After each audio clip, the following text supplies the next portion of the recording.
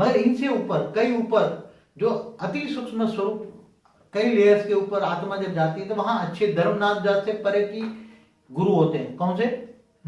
धर्मनाथ जात से परे गुरु होते हैं। समझो जी, तुम आप 20 करोड़ किलोमीटर ऊपर गए, सूर्य से 20 करोड़ किलोमीटर ऊपर गए, तो वहां 20 करोड़ किलोमीटर ऊपर लेयर्स में, सूक्ष्म जगत में हाई क्वालिटी आत्मा जा सकती है। कैसी जाती है? जो धर्मनाथ जात से परे भी ऊपर हो जाती है। उनके कर्मों का क्या होगा?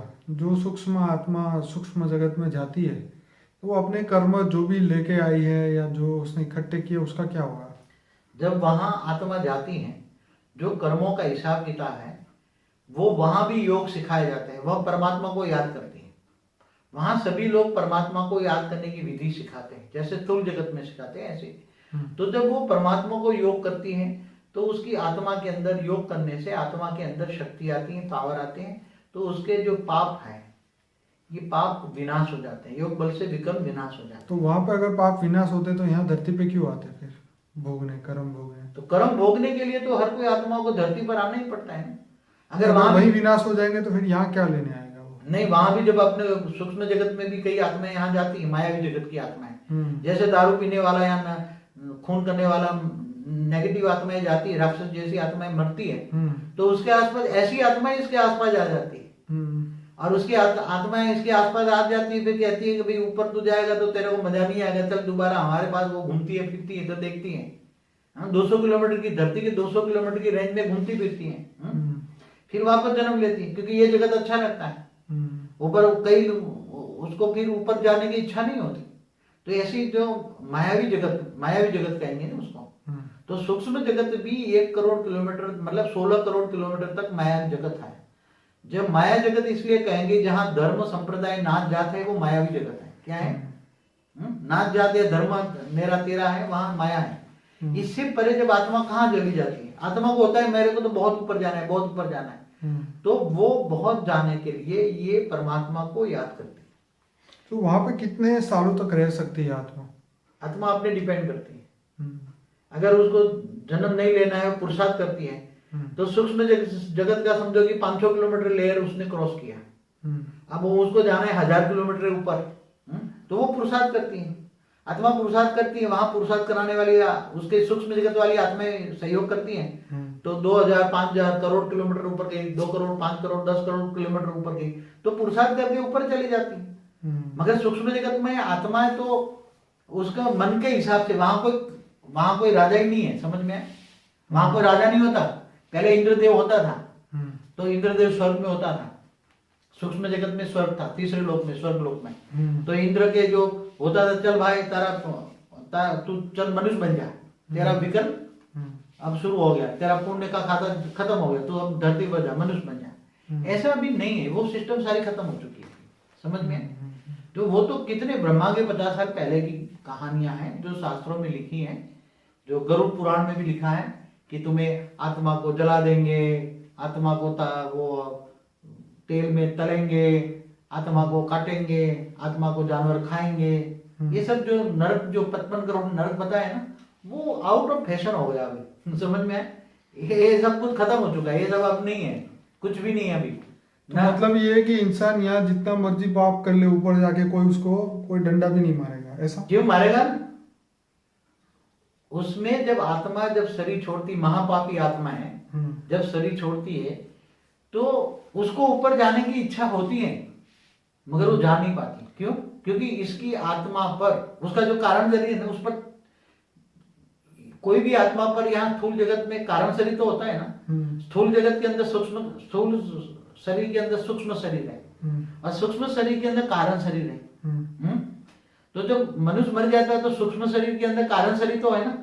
जब कारण शरीर के अंदर पाप रिकॉर्ड होता है तो उसकी आत्मा भारी हो जाती है। तो आत्मा भारी होती है, उसको उतना पता होता है कि मुझे ऊपर सूक्ष्म वतन में ऊपर जाना है, मुझे स्वर्ग जाना है, मगर जा नहीं सकती।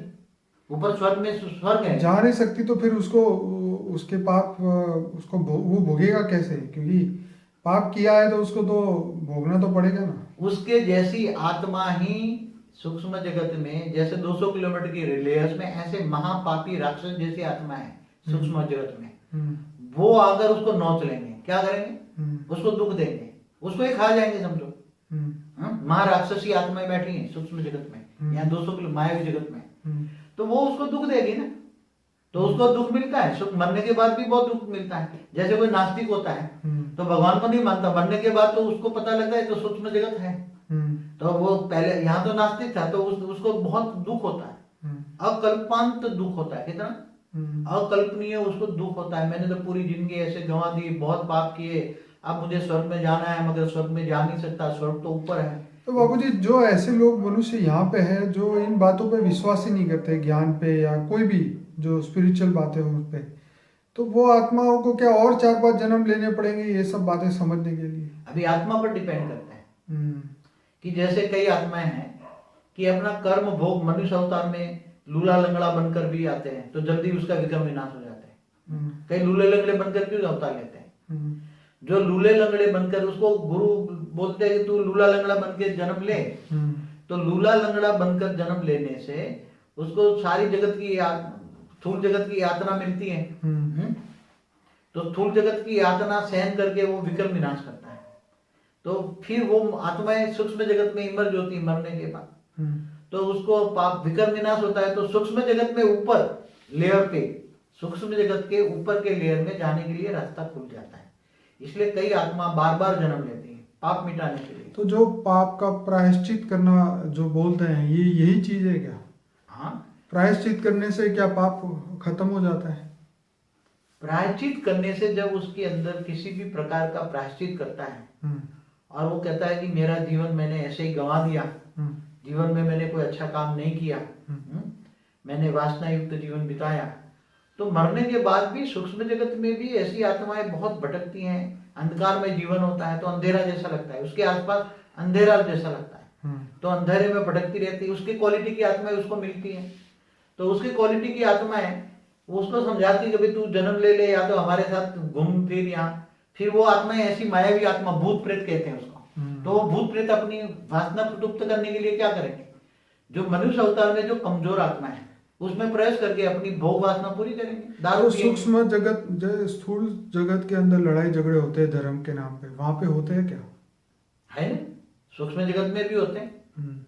जैसे नहीं, मगर स्थूल जगत के आज जो भी धर्म के नाम पर जितने भी धर्म युद्ध हुए, कोई भी धर्म युद्ध देख लो, तो धर्म युद्ध कराता कौन है? धर्म स्थापक है। तो धर्म स्थापक कहाँ है? सूक्ष्म जगत में। तो सूक्ष्म जगत में उसके साथ खरबों आत्माएं होती। कितनी? मनुष्य आत्माएं तो ना के बराबर आत्माएं। कितनी? ना के बराबर। मनुष्य आत्माएं तो समझो कि इससे खरबों खरबों खरबों गुनी ऊपर सूक्ष्म जगत में आत्माएं।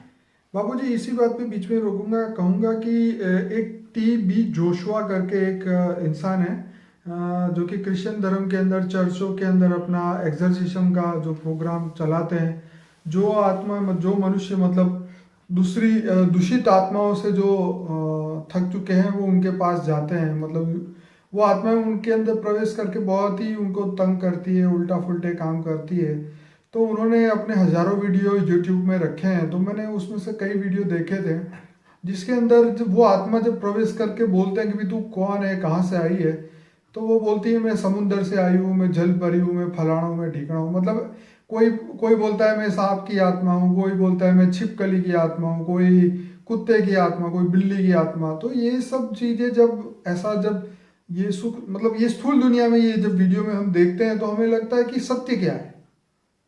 देखो, जो भूत प्रेत वाली आत्मा होती है तो चाहे वो छिपकली कहता है कि चाहे जानवर हो, पशु पंखी, आत्माएं तो होती है ना। हाँ, वो तो है, वो तो आत्माएं हैं, मगर वो आत्माएं मनुष्य शरीर में प्रवेश करके नहीं बोलेगी कि मैं ये हूँ। हाँ, जैसे कई बार मनुष्य जन्म में लेकर कई आत्माएं ये करती है कि मैं कुत्ता जैसा बर्ताव करूँ, तो अगले जन्म में वो कुत्ते की आत्मा होगी तो मनुष्य बन के कुत्ते जैसा बर्ताव करेगी, कि वो कहेगी सबको कि मैं तो कुत्ता बना होता तो अच्छा होता।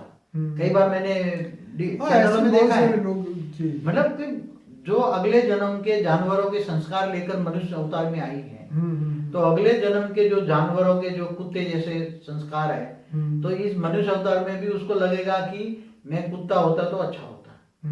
तो ऐसी कई हम हिंदू शास्त्रों में लिखे कई जन्मों के। पर ये बात बताइए कि क्या मनुष्य के अंदर ऐसी जानवरों की आत्मा प्रवेश कर सकती है ना? कोई भी आत्मा प्रवेश कर सकती है। कमजोर आत्मा हो तो किसी भी प्रकार की आत्मा उसमें प्रवेश करके बोलेगी, मगर किसी के अंदर तो उन्होंने उसके वीडियो में ऐसा बताया कि एक एक आत्मा में 800 डेमंस जो है वो प्रवेश कर जाते हैं, कोई कुछ बोलता है कोई कुछ बोलता है। देखो एक बात बताऊं, और सब यही बोलते हैं कि हम ऊपर की दुनिया से आए हैं, हमारा एक बहुत बड़े डेविल है, हम उनके अंडर में हैं, वो सब पूरी दुनिया में ऐसे अंधेरा करना चाहते अंधेरा हैं। फैलाने वाली आत्मा। मैंने क्या बताया ना कि जैसे 200 धरती के 200 किलोमीटर की लेयर्स में सूक्ष्म जगत में महा